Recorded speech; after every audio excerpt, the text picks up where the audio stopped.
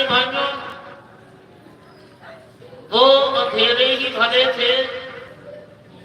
کہ ہم روشنی لائی ہے ہمیں جو ہے زمانے سے بہت دور، مگر پیارے اسلامی بھائیوں جب تک ہم جو ہے پرانے زمانے پر عمل کرتے رہے، مطلب پرانے زمانے کا یہ ہے کہ جب ہم نبی کے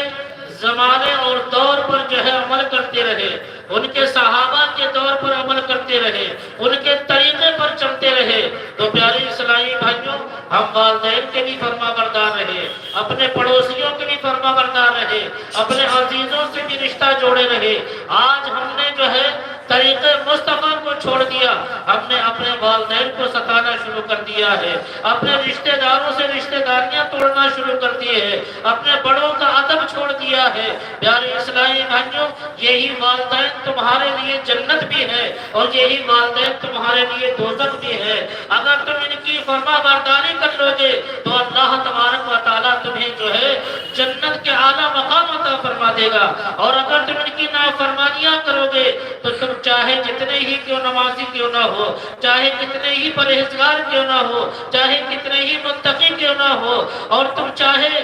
کعبہ شریف کے جو ہے طواف پر طواف کرتے رہو اور وہاں سر پٹک پٹک کر جو ہے تمہارا کعبہ شریف کے اندر ہی انتقال کیوں نہ ہو جائے، اور اگر والدین ناراض ہے تو یہ تمہاری نمازیں تمہارے منہ پر مار دی جائیں گی، تمہارے اعمال تمہارے منہ پر مار دیے جائیں گے۔ تو پیارے اسلامی بھائیوں ہمیں احساس کب ہوتا ہے؟ جب ہمارے والدین ہم سے رخصت ہو جاتے ہیں،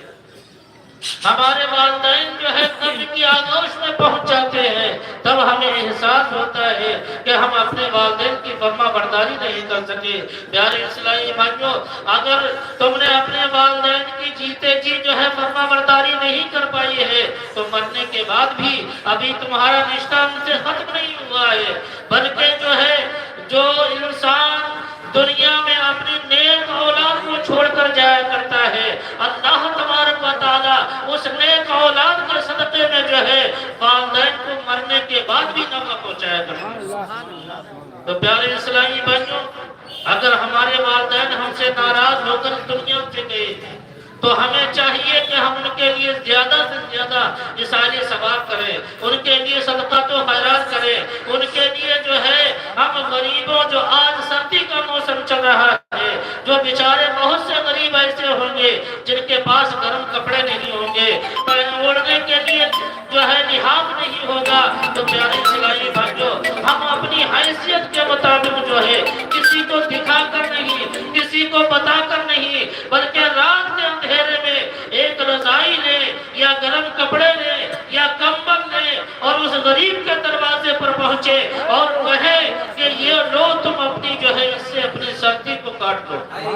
تو پیارے اسلامی بھائیوں اللہ تبارک و تعالی تمہاری شکل و صورت کو نہیں دیکھتا بلکہ تمہارے دل کے ارادوں کو دیکھا کرتا ہے، اور اگر ہم نے یہی کام جو ہے لوگوں کو دکھانے کے لیے کیا، اپنے نام کے لیے کیا، تو یہی عمل تمہارے منہ پر مار دیا جائے گا،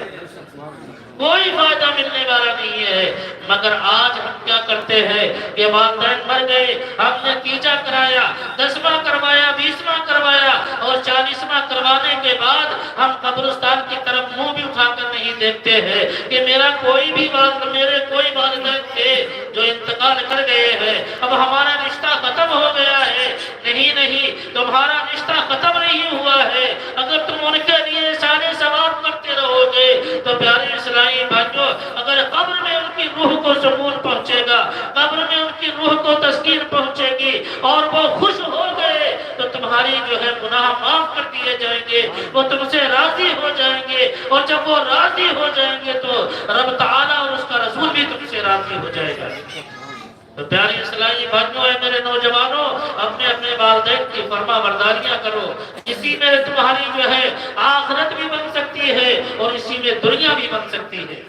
نہیں تو جس طریقے سے آج ہم